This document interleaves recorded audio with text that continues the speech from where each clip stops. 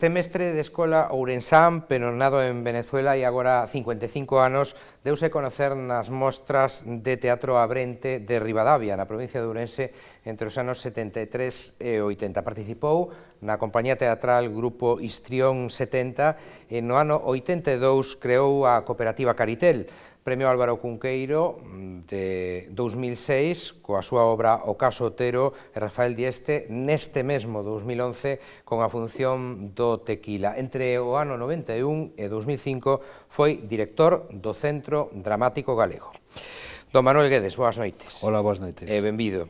Vostede considérase máis venezolano ou máis ourensano? Supoño que o segundo, naturalmente. A ver, é dicir, a circunstancia de ter nacido en Venezuela ten que ver con esa circunstancia de tantos galegos que emigraron. Eu sempre digo de brincadeira que os meus pais foron a Venezuela a intentar facer as Américas e o único que lograron foi facer un fillo, non? Ese son eu, non? No, prácticamente ao cabo de un ano e medio os meus pais decidiron, seguramente pola miña culpa, regresar ao fogar e eu non gardo absolutamente ningún recordo de Venezuela. E non teño pensado volver a Venezuela polo menos hasta que non se marche Chávez, non? Non me estrana en absoluto. Algúns adscriben a vostede na xeración ou grupo Abrente por esa participación nas mostras de Ribadavia, Abrente dos anos 73 ou 80, pero outros encadranlle como autor na promoción dos 80. Vostede a que lle parece? A que se adscribiría máis? A ver, eu de feito, fun a CESIT, eu empecé a escribir moi novo, a miña vinculación co teatro en Histrión 70 en Ourense, que é un deses grupos históricos do teatro independente daquela época, pois propiciou que eu, que era moi mal actor, incardinase, dirixise a miña vocación máis cara a literatura dramática, cara a escrita. Entón, de algún xeito, é dicir, o meu feito xeneracional está situado en Abrente.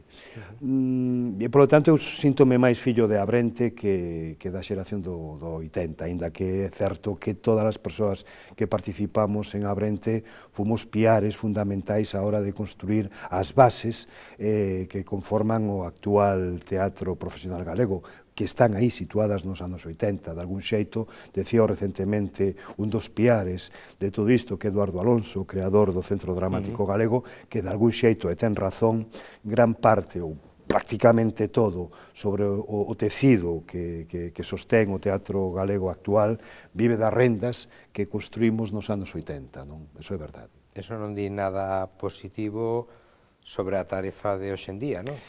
Seguramente, é dicir, eu creo que hai un déficit importante por parte da profesión tamén, de que non soubo ir máis alá.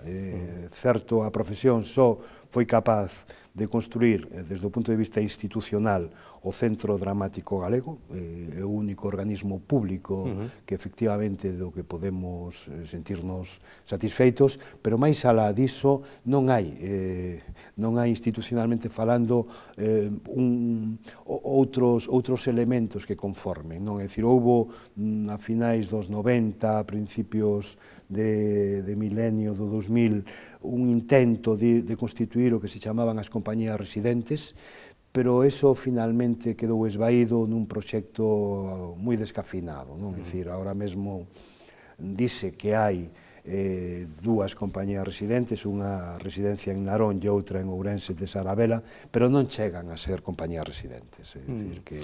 Que supoñen para vostede eses premios? O Cunqueiro do ano 2006, neste mesmo ano está vostede enhoraboa tamén por ese Dieste que tamén recibiu.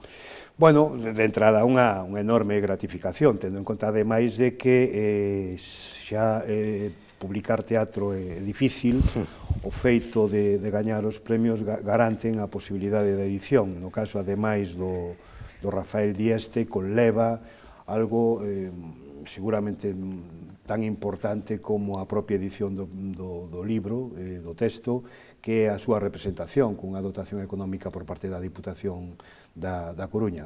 E, por outro lado, desde o punto de vista xa máis persoal ou máis privado, pois nos tempos que corren, que efectivamente eu como director de escena dende que deixei o Centro Dramático, vou dirixir a Portugal, é dicir, no meu país aínda non tiven ocasión de ser invitado a posta en escena, por tanto, sí que me invitan a dirixir en Portugal, ali, bueno, é dicir, podo desenvolver esa tarefa, pero neste país non, polo tanto, digamos que neste exilio interior no que habito, pois a escrita, a literatura, é unha actividade gratificadora, non? Efectivamente. Dirixe vostede habitualmente en Portugal? Sí.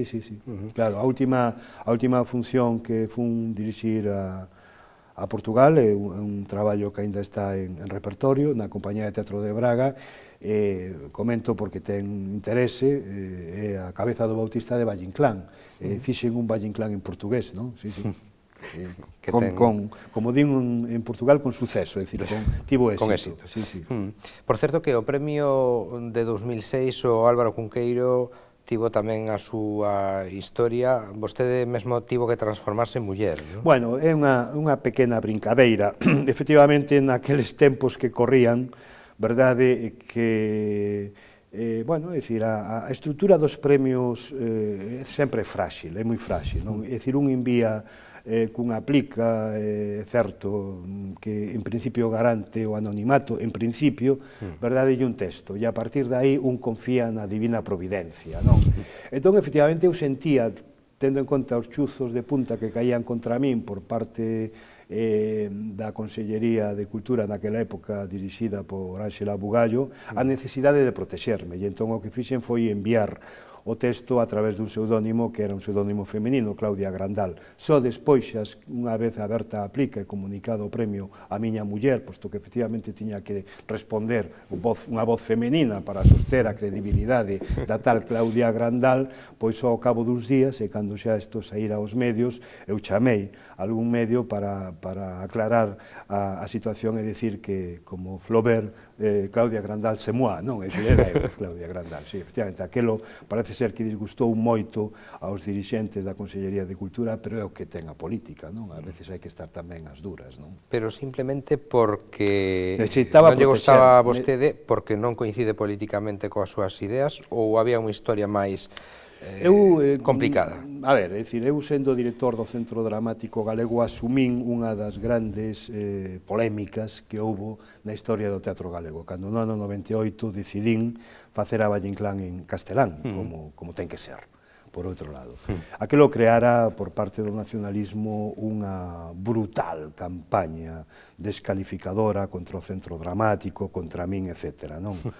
E entón, pois, bueno, é dicir, logo, cando no ano, a todo isto continuou, cando no ano 2002 fun invitado polo Centro Dramático Nacional a dirixir o Centro Dramático Nacional o texto de Castelao, Los viejos no deben enamorarse, en Madrid, naturalmente. Evidentemente. Pois, cando o Centro Dramático Nacional decidiu presentar en Galicia aquel espectáculo, é dicir, bueno, mostrarlle os galegos, como non podía ser de outra maneira, tamén a Mesa de Normalización Lingüística puxo grito no ceo. Puxo grito no ceo, aquilo foi traición á patria, etc. E eu recordei aquela sentencia do meu vello mestre no Instituto de Teatro de Barcelona, de Alberto Adella, cando dixo que o nacionalismo parecese moito a eso de desprenderse ventosidades, que satisface moito a que non fai, pero provoca un clima de malestar ao redor notable, non? Vostede, ademais de autor teatral, é tamén autor de poesía e mesmo de narrativa. Sí, é certo. O que pasa é que o ámbito da narrativa teño un pouco descuidado. Supoño, o meu primeiro libro foi un libro de poemas contra Serenou, o Serenou é o nome de Ourense ao revés, e isto no ano 85, pero digamos que a miña vinculación actual é máis...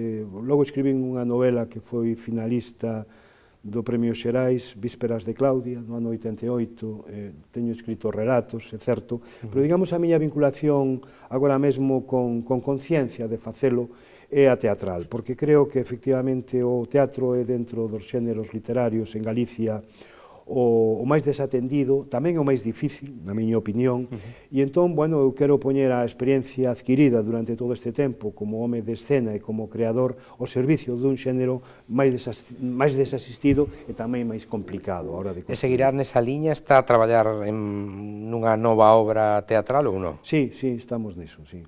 Se pode saber algo? No. Nin sequera materia. Non, porque un inicia proxectos e despois xa pois nunca sabe hasta onde... O que pasará. Claro, efectivamente, entón casi é mellor non desvelar nada, non? En pleno siglo XXI, nun mundo globalizado como estamos, por que está mal visto no mundo da cultura galega que un autor escriba en castelán? O dicíamos en referencia a un valor histórico como Valle Inclán, pero pode pasarlle a calquera escritor agora mesmo. Sí, vamos a ver, é dicir, eu creo que a cuestión da liberdade de elección no ámbito da creación é algo que afecta única e exclusivamente a decisión particular e persoal, non? Que ocorre? Ocorre que efectivamente aquí falta sensatez. Falta sensatez, incluso... E cultura, tal vez, porque hai, por exemplo, noutras manifestacións artísticas, como no mundo da música, hai grupos galegos que cantan en inglés ou en castelán, e non pasa absolutamente nada. Pero incluso, no, é dicir, a ver, eu creo que hai moi poucos dos grandes escritores en lingua galega que non escribiran tamén en castelán.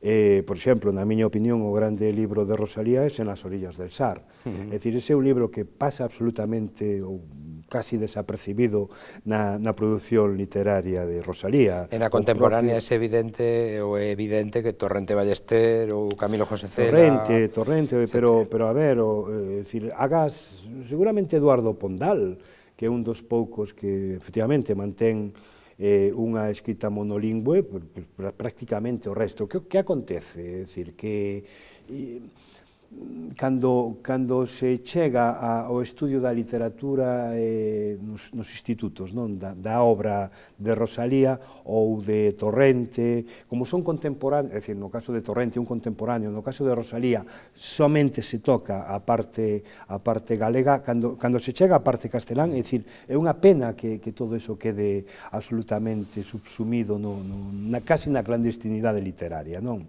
Eu creo que todo eso terá que ver no momento en que non vivamos con tanta presión, con tanta angustia o conflito lingüístico, non? Entón, pois, eso pasa por, creo que, asumir a nosa condición de autores dunha maneira natural, é dicir, seguramente pois hai momentos nos que un necesita pois unha pulsión literaria que conleva o idioma castelán e hai outros momentos que necesita a pulsión literaria dentro do galego. E un non ten por que estar mediatizado e condicionado ideolóxicamente por unha decisión que é libre, persoal, intransferible, non?